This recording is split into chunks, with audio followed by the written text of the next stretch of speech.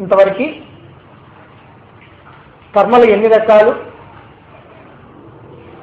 అవి 3 రకాలని, ఆగామి, సంచిత, ప్రారబ్ధ కర్మలని, ఈ 3 రకాలైనటువంటి కర్మల యొక్క వివరాన్ని, ఈ 3 రకాలైనటువంటి కర్మల నుంచి మనం విముక్తి చెందేటువంటి విధానాన్ని మనం తెలుసుకున్నాం.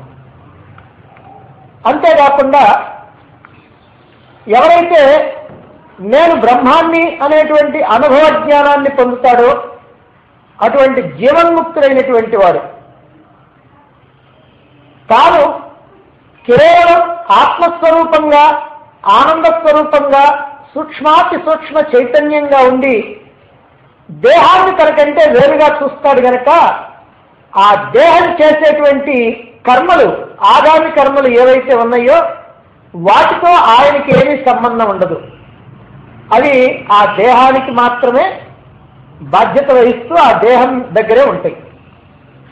అలాగే జ్ఞానాన్ని అందుకున్నాడు గనక, అపరోక్ష జ్ఞానాన్ని అందుకున్నాడు గనక, అనుభవపూర్వకంగా తన స్వరూపంలో తాను నిలిచాడు గనక, జీవన్ముక్తుడు అయ్యాడు గనక సమస్తమైనటువంటి సంచిత కర్మలు భస్మం అయిపోయినాయి. ఇక ఏ ప్రారంభ కర్మలు అనుభవించడం కోసమై దేహాన్ని తీసుకొని వచ్చాడో ఆ ప్రారంభ కర్మలు అనుభవించాడంతవరకు ఇప్పుడు ముక్తిని పొందాడు గనక ఆ ప్రారంభ కర్మల్ని అనుభవించాల్సినటువంటి అవసరము ఆయనకి లేదు. అది దేహానికి సంబంధించినటువంటి విషయం. సరే, ఈ ఆగామి కర్మలు ఏమవుతాయి అనే విషయాన్ని కూడా మేము చెప్పుకున్నాం. మరి జ్ఞానం పొందిన తర్వాత జీవన్ముక్తుడైనటువంటి వాడు అనుకోకుండా అతని యొక్క దేహం ద్వారా ఏ కర్మలైతే జరుగుతాయో అవి పుణ్యం కానీ పాపం కానీ, ఆ పుణ్యపాప కర్మలన్నీ కూడా అతని దేహం దగ్గరే ఉంటాయి. ఎవరైతే ఆయన్ని పూజిస్తారో, అర్చిస్తారో, ప్రార్థిస్తారో వాళ్ళకేమో పుణ్యకర్మలు పోతాయి. ఎవరైతే ద్వేషిస్తారో, దూషిస్తారో, బాధ కలిగిస్తారో అటువంటి వాళ్ళకేమో ఆయన దగ్గర ఉన్నటువంటి ఆ పాపకర్మలు పోతాయి అనే విషయాన్ని కూడా మనం చెప్పుకున్నాం. ఇప్పుడు ఆత్మజ్ఞానాన్ని పొందినటువంటి వాడు ఏ రకంగా ఉంటాడు? మరి ఆత్మజ్ఞానాన్ని పొందాలి అని అనుకునేది, ఈ మోక్షాన్ని పొందాలనుకునేది, జీవన్ముక్తిని పొందాలనుకునేది ఏదో సుఖము ఆనందం ఉంటే కదా. మరి ఏం పొందుతాడు ఆయన? అదేమిటో ఇక్కడ చెప్తున్నారు. తథాత్మవిత్ సంసారం తీర్త్వా బ్రహ్మానంద విహైవ ప్రాప్నోతి తరతి శోకమాత్మవిత్ ఇతి శ్రుతేః తథా చాత్మవిత్ సంసారం తీర్త్వా బ్రహ్మానంద విహైవ ప్రాప్నోతి తరతి శోకమాత్మవిత్ ఇతి శ్రుతేః తథా, ఆ ప్రకారంగా ఆత్మవిత్తు, ఆత్మవిధుడైనటువంటి వాడు, ఆత్మజ్ఞాన సంపన్నుడైనటువంటి వాడు, అనుభవపూర్వకంగా తాను బ్రహ్మాన్ని అని తెలుసుకున్నటువంటి వాడు, ఆ రకమైనటువంటి జ్ఞానంలో నిటువంటి వాడు బ్రహ్మానందం ఇహైవ ప్రాప్నోతి, బ్రహ్మానందాన్ని ఇహ ఏవ ఇక్కడే ప్రాప్నోతి పొందుతాడు. ఈ దేహంలో ఉండగానే, జీవించి ఉండగానే, ఈ లోకంలో ఉండగానే ఆయన బ్రహ్మానందాన్ని పొందుతాడు. ఇది ప్రయోజనం. సామాన్యంగా మనం గనకైతే ఈ లోకంలో ఉన్నంత కాలము, ఈ దేహంతో ఉన్నంత కాలము సుఖాన్ని పొందినా అప్పుడప్పుడు దుఃఖాలు కూడా పొందుతూ ఉంటాం. రకరకాలైనటువంటి అలజడులు, కష్టాలు, బాధలు, భయాలు, ఆందోళనలు, ఉద్రేకాలు అన్నీ ఉంటానే ఉంటాయి. కానీ కేవలం ఆనందం మాత్రమే ఉండేటువంటి వాడు అదిగో ఆ ఆత్మవిధులైనటువంటి వాడు, అనుభవపూర్వకంగా ఆత్మస్థితిలో నిలిచినటువంటి వాడు. మరి ఆనందాన్ని పొందుతాడని చెప్పి మరొక మాట కూడా చెప్తున్నారు. తరతి శోకం ఆత్మవిత్, ఆత్మవిధులైనటువంటి వాడు శోకం తరతి, రకరకాలైనటువంటి దుఃఖాలన్నింటినీ కూడా దాటిపోతాడు. ఇది శృతే, ఈ విధంగా వేదం చెబుతూ ఉంది.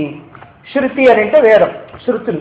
కాబట్టి వేదం చెబుతూ ఉన్నది అని ఇక్కడ మనకి ఒక విషయాన్ని, వేదం చెబుతున్నది అనేటువంటి విషయాన్ని దీంట్లో కలిపి చెప్తున్నాడు. సరే, ఆత్మవిత్తు అంటే ఇంతకుముందు ఏ రకంగా అయితే ఆత్మవిధుడైనటువంటి వాడు తన యొక్క కర్మలన్నింటినీ కూడా నాశనం చేసుకుంటాడో, అదిగో అటువంటి ఆత్మవిధుడైనటువంటి వాడు సంసారం తీర్త్వా, ఈ సంసారాన్ని దాటుతాడు. సంసారం అని అంటే కేవలం ఏదో భార్య భర్త లేకపోతే కుటుంబం దాంతో కలిసినటువంటి సంసారం అని కాదు. జనన మరణ రూప సంసారం అంటే ఈ పుట్టడం చావటం ఏదైతే ఉందో దీన్ని సంసారం అంటారు. ఈ జనన మరణ రూప సంసారాన్ని తీర్త్వా దాటిపోతాడు. అంటే ఇక పుట్టుక లేదు, సావు లేదు అనేటువంటి విషయాన్ని. అంటే ఇక మళ్ళీ దేహాన్ని తెచ్చుకోవటం కానీ, ఆ దేహానికి జబ్బులు కానీ, ఆ దేహానికి అంతం కానీ ఇలాంటివి ఏమీ లేకుండా అతడు కేవలంగా ఆత్మస్వరూపంగా సూక్ష్మాతి సూక్ష్మ చైతన్యంగా సర్వవ్యాపక చైతన్యంగా ఆనంద స్వరూపంగా అలా ఉండిపోతాడు. కనుక అతడు ఆత్మవిధుడు కావాలి. ఎన్నో జన్మల కృషి ఫలితంగా శాస్త్రాన్ని తెలుసుకొని పెద్దల్ని మహాత్ముల్ని సేవించి తెలుసుకున్నటువంటి జ్ఞానాన్ని, ఆత్మజ్ఞానాన్ని అనుభవంలోకి తెచ్చుకోవటం కోసం రకరకాలైనటువంటి సాధనలు చేసి చివరికి ఎవరైతే ఆ ఆత్మ, నేను ఆత్మని అనేటువంటి అనుభూతిని పొందుతాడో, నేను బ్రహ్మాన్ని, అహం బ్రహ్మాస్మి అనేటువంటి అనుభూతిని పొందుతాడో, బ్రహ్మైవాహమస్మి, నేను బ్రహ్మమునే నేను అనేటువంటి అనుభూతిని పొందుతాడో, అదిగో అటువంటి వాడు ఈ జనన మరణ రూప సంసారాన్ని తీర్త్వా దాటిపోతాడు. అంటే ఇక అతనికి చావు పుట్టుకలతో సంబంధం లేదు. ఎట్లా దాటిపోతాడండి? అసలు ఈ జన్మలు రావటానికి, పోవటానికంటే వచ్చింది కాబట్టి పోతుంది సరే. అసలు జన్మ రావటానికి కారణం ఏమిటి? జన్మ రావటానికి కారణం కర్మబంధాలు. కర్మబంధాలంటే ప్రారంధమే. అంటే ప్రారంధం కనుక ఉంది అనంటే జన్మ వచ్చి తీరాల్సిందే. ఎందుకని? ఆ ప్రారంధాన్ని అనుభవించాలి కదా. అనుభవించాలంటే ఈ శరీరంతో మనం ఇక్కడికి రావాలి. కాబట్టి ఏదో ఒక శరీరంతో, ఈ శరీరం అంటే మానవ శరీరం అని కాదు, ఏ శరీరం అయినా సరే ఒక శరీరంతో ఇక్కడికి వస్తే కానీ ఆ ప్రారంధ కర్మలు అనుభవించడానికి వీలు లేదు. అందువల్ల ప్రారంధం మనకు ఉంది అంటే ఖచ్చితంగా వాడు ఈ లోకంలోకి రావాల్సిందే జీవుడు. మరి ప్రారంధం ఎందుకు ఉంటుంది? సంచితంలో నుంచి బయటకు వస్తూ ఉన్నది. అంటే సంచితం ఉంటే ప్రారంధం వస్తూ ఉంది. సరే, సంచితం ఎందుకుంది? ఎప్పుడో చేశారు ఆగామి కర్మలు. కాబట్టి ఆగామి కర్మలు చేశారు కనుక అవి కొన్ని అనుభవించంగా మిగిలినటువంటివన్నీ సంచితమై ఆ సంచిత కర్మలు ఉంటున్నాయి. అన్ని జన్మల్లో సంచితాలన్నీ కూడి అందులో నుంచి ఏ పక్వానికి వచ్చినాయో అది ప్రారంధం. ఆ ప్రారంధాన్ని బట్టి జన్మ. కాబట్టి జన్మ లేకుండా పోవాలంటే ప్రారంధం లేకుండా పోవాలి. ప్రారంధం లేకుండా పోవాలంటే సంచితం లేకుండా పోవాలి. సంచితం లేకుండా పోవాలంటే ఆగామి చేయకుండా ఉండాలి. కొన్ని ఆగామి కర్మలు చేయకుండా ఎవరికైనా సాధ్యమవుద్దా? కుదరదు. అందుకని ఆగామి కర్మల్ని మనకి బంధం కాకుండా ఉండే విధంగా చేయటం నేర్చుకోవాలి. బంధం కాకుండా అంటే ఎట్లా? కర్మయోగం ద్వారా ఫలాసక్తి లేకుండా నిష్కామంగా ఇలా కనుక కర్మలు చేస్తూ ఉన్నట్లయితే ఆ కర్మలు బంధం కాకుండా ఉంటాయి. సరేనండి, ఇప్పుడు కర్మలు చేసే జాగ్రత్త పడతాం. మరి ఎప్పుడో చేసి మరి సంచితం తీసుకొచ్చుకుంటున్నాం కదా మనతో పాటుగా, మరి దాని సంగతి ఏమిటండి అంటే ఎప్పటి నుంచో ఉన్నటువంటి ఆ సంచితం ఇప్పుడు మనం తెచ్చుకున్నది కాదు, ఇప్పుడు పొమ్మంటే పోయేది కాదు. మరి దానికి ఏమిటనండి? దానికి జ్ఞానాగ్ని దగ్ధ కర్మాణం అన్నారు. జ్ఞానం అనేటువంటి అగ్నిలో దగ్ధం చేస్తేనే ఆ మొత్తం పోతాయి. కాబట్టి ఇప్పుడేమో జాగ్రత్త పడుతుండాలా. పూర్వంలో సంపాదించుకున్నటువంటి ఏ కర్మలైతే ఉన్నాయో అది జ్ఞానం అనేటువంటి అగ్నిలో దగ్ధం చేసుకోవాలి. దానితో సంచిత కర్మలన్నీ నశించిపోతాయి. సంచిత కర్మలు ఎప్పుడైతే నశించిపోయినాయో ఇక అందులో నుంచి ప్రారంభం అంటూ ఇక రాదు. ఇంతకు ముందున్న ప్రారంభం అనుభవిస్తాం, అయిపోద్ది. ఇక ప్రారంభం అంటూ రాదు. ప్రారంభం రాదు కనుక ఇక జన్మలు లేవు. జన్మలు లేవంటే మరణం లేదు. మరణము జన్మ లేదంటే జనన మరణ సంసార చక్రం నుంచి విడుదల పొందాడు అన్నమాట. దాన్ని ఇక్కడ సంసారం తరతి తీర్త్వా అని చెప్పింది. కాబట్టి ఎవరైతే ఆత్మవిధులైనటువంటి వాడు, అనుభవపూర్వకమైనటువంటి జ్ఞానాన్ని పొందినటువంటి వాడు ఉన్నాడో ఈ జనన మరణ రూప సంసారాన్ని దాటిపోతాడు. దాటిన తర్వాత బ్రహ్మానందం ఇహ ఏవ ప్రాప్నోతి, ఇహ ఏవ ఇక్కడే బ్రహ్మానందాన్ని ప్రాప్నోతి, బ్రహ్మానందాన్ని పొందుతాడు.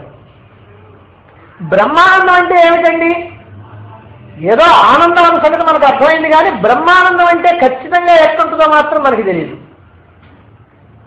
శాస్త్రాలు చెప్తున్నాయి బ్రహ్మానందం అంటే దీనికంటే 100 రెట్లు, దానికంటే 100 రెట్లు, దీనికంటే 1000 రెట్లు, దానికంటే 1,00,000 రెట్లు ఏదో చెప్పుద్ది. కానీ దాన్ని ఒక్కసారి మనం అనుభవిస్తే అది ఎట్లా ఉంటుందో మనకు తెలుస్తుంది. కానీ మనం అనుభవించకుండా ఇట్లా ఉంటుంది, అట్లా ఉంటుంది, అట్లా ఉంటుంది, ఇట్లా ఉంటుంది అని చెబుతా ఉంటే ఆ బ్రహ్మానందం ఎట్లా ఉంటుందో మనకి ఎట్లా తెలుస్తుంది? తెలియదు. కానీ దానికి ఒక పేరు పెట్టారు బ్రహ్మానందం అని. అంటే అటువంటి ఆనందం ఇంక ఏదీ లేదు.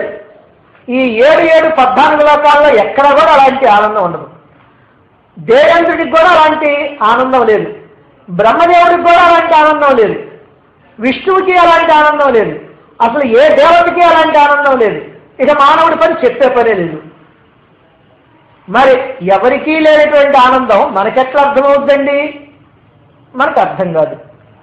మరి బహుశా దానికోసమో దేనికోసమో కానీ ఈ ఆనందాన్ని పొందుతామని చెప్పి ఊరుకోకుండా, ఆనందం మనకు అర్థం కాదు కాబట్టి మనకు అర్థమైంది శోకం, ఏడుపు కాబట్టి అందుకని దాని సంగతి చెబుతారు. తర్వాత శోకం ఆత్మవిత్తు అని.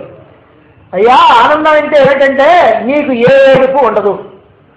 తర్వాత శోకం ఆత్మవిత్తు. ఇప్పుడు ఏదైతే శోకాలు ఉన్నాయో, నీకు బాధలు ఉన్నాయో, దుఃఖాలు ఉన్నాయో, ఆందోళనలు ఉన్నాయో, ఆలోచనలు ఉన్నాయో, ఇవన్నీ కూడా అసలు మత్సుకి కూడా ఉండదు.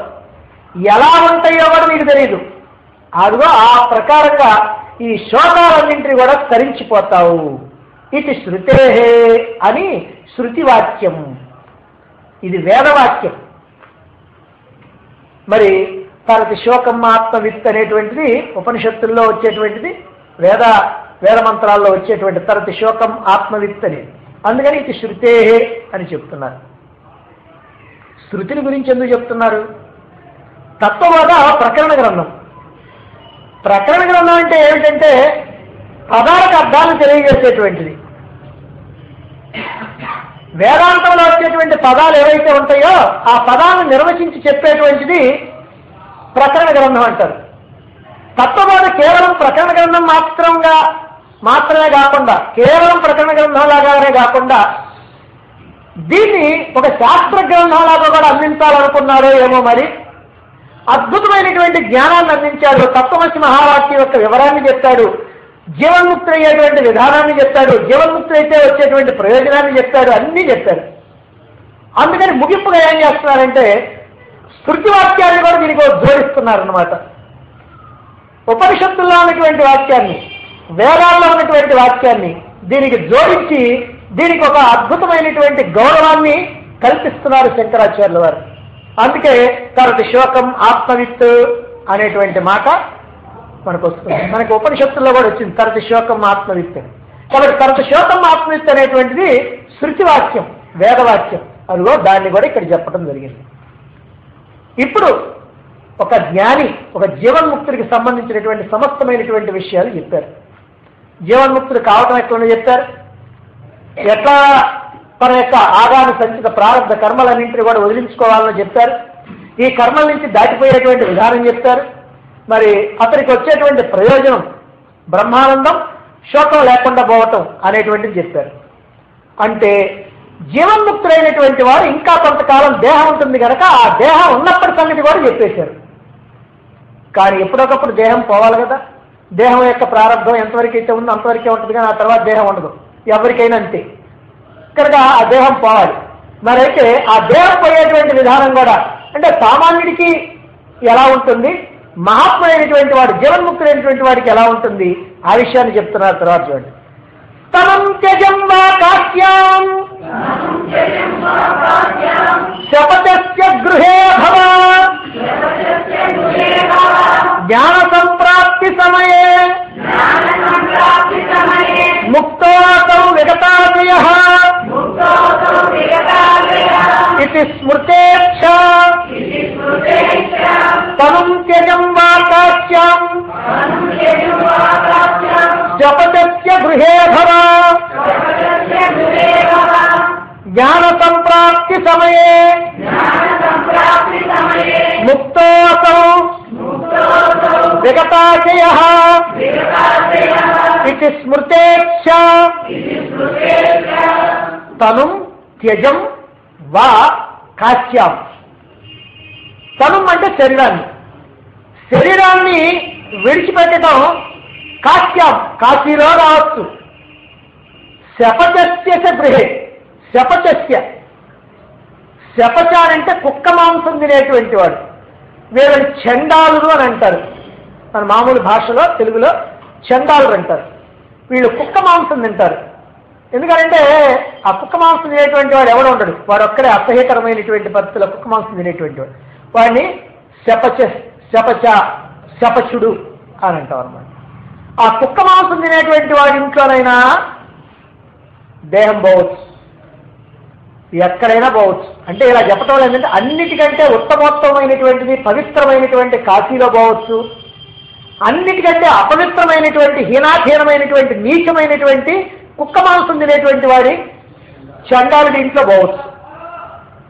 జ్ఞాన సంప్రాప్తి సమయే, జ్ఞానం ప్రాప్తించినటువంటి స్థితిలో, జీవన్ముక్తుడైనటువంటి స్థితిలో అతడు ముక్త, అతడు ముక్తుడే.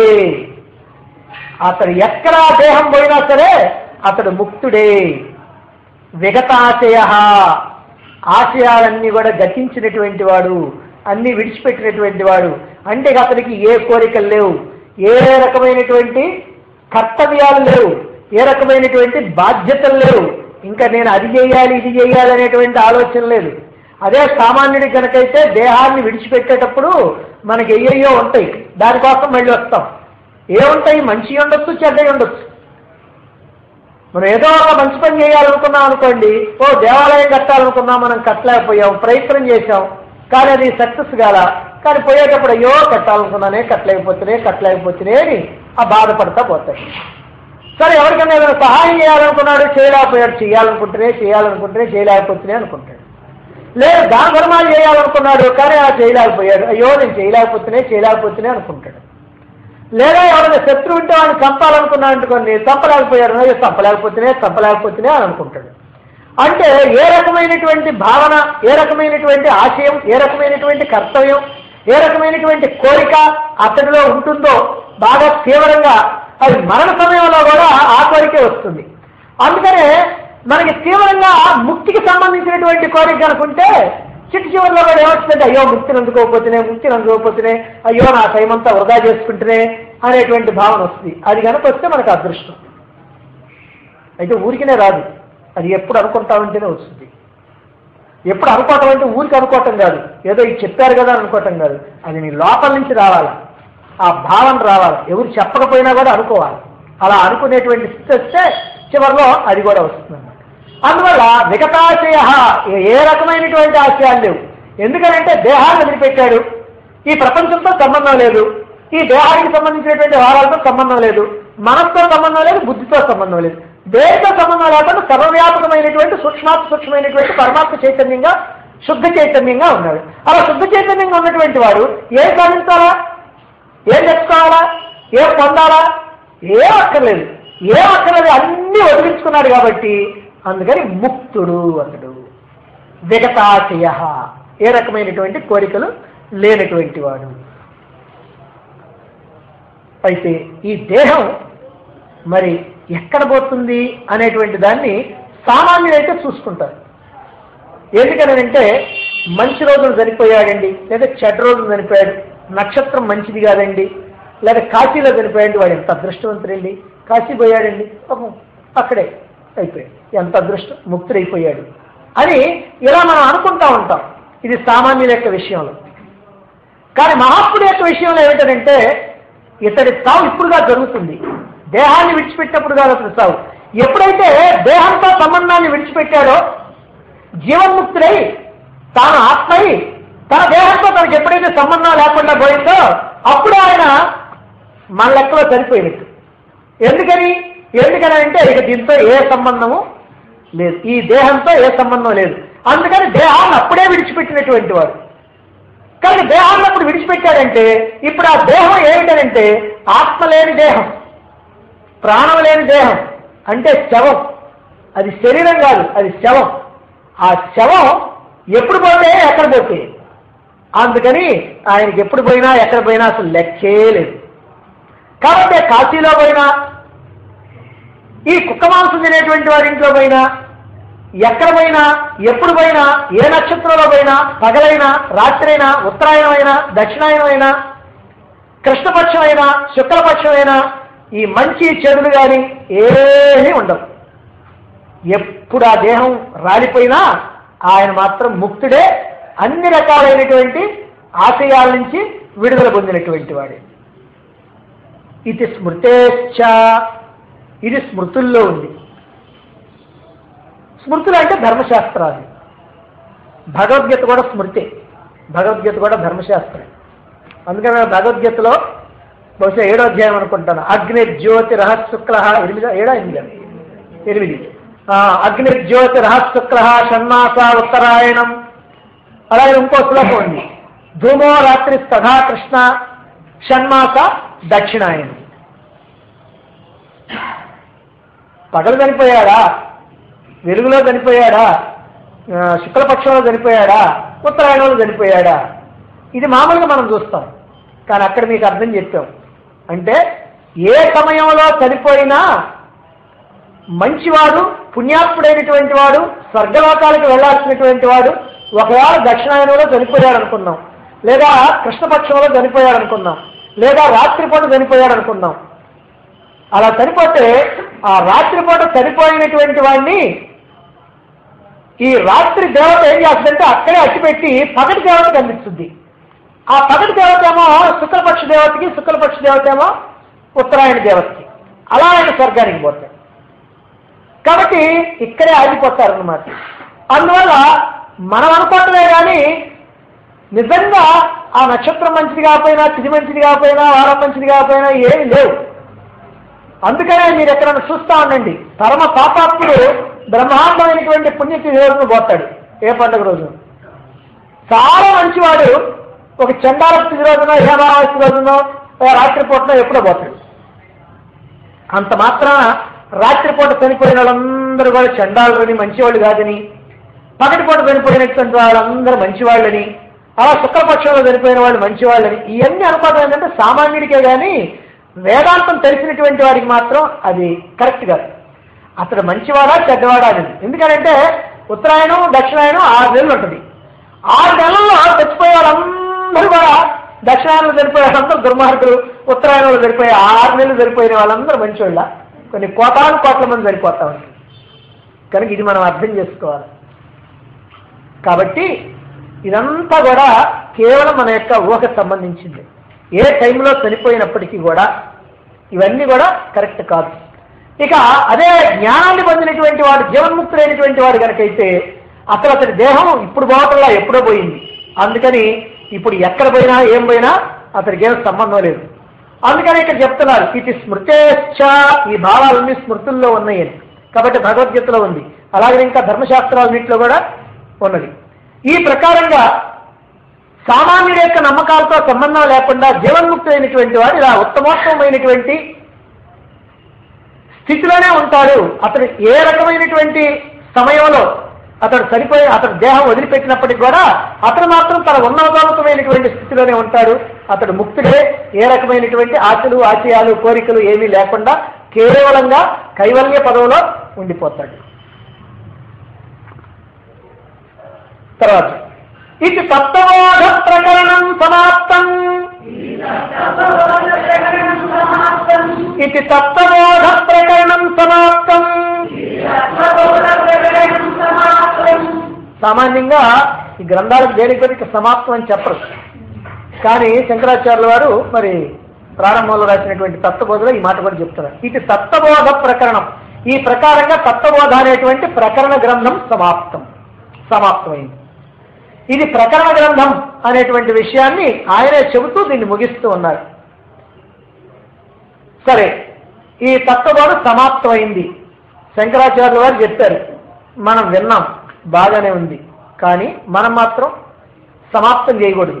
ఎందుకనంటే దీంట్లో చెప్పినటువంటి విషయాలన్నీ కూడా వేదాంత గ్రంథాలని మనం అధ్యయనం చేసేటప్పుడు కానీ, వేదాంత గ్రంథాలని మనం వినేటప్పుడు కానీ, మననం చేసేటప్పుడు కానీ అన్ని సందర్భాల్లో కూడా చక్కగా దీంట్లో ఉన్నటువంటి విషయాలన్నీ మనకు అవసరం. దీంట్లో ఉన్నటువంటి పదాల యొక్క నిర్వచనాలు మనకు అవసరం.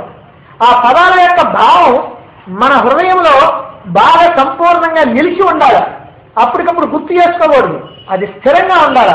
అప్పుడే మనకి వేదాంతం అర్థమవుద్ది. అందుకని మనం సమాప్తం చేయకుండా మనం మాత్రం ప్రారంభిద్దాం.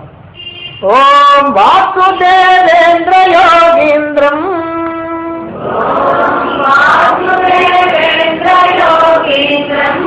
నత్వా జ్ఞానప్రదం గురుం ముముక్షూణాం హితార్థాయ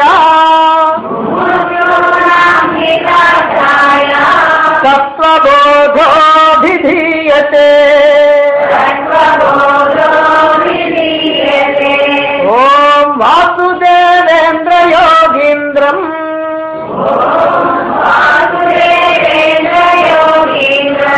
నత్వా జ్ఞానప్రదం గురుం ముముక్షూణాం హితార్థాయ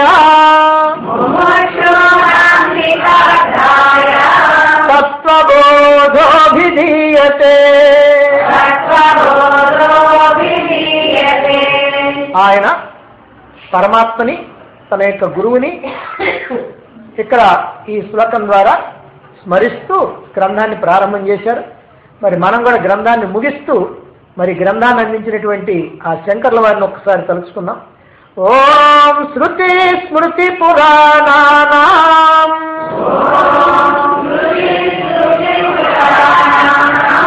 ఆలయం కరుణాలయం నమామి భగవత్పాదం శంకరం లోకశంకరం.